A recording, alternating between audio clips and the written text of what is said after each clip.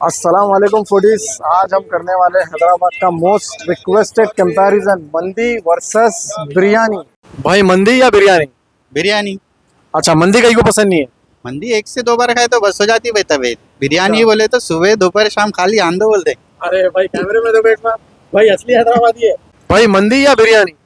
वही बिरयानी। अच्छा, मंदी कहीं को पसंद नहीं है फिर?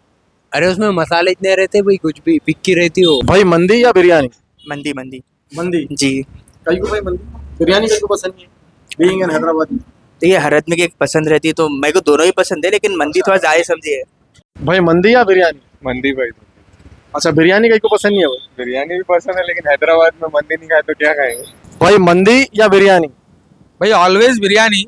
एक 20% क्या है टेस्ट चेंज करने के से मंदी। भाई मंदी या biryani? By biryani because party will be incomplete without biryani. तो कमेंट करके जरूर बताइए, मंदी या फिर बिरयानी।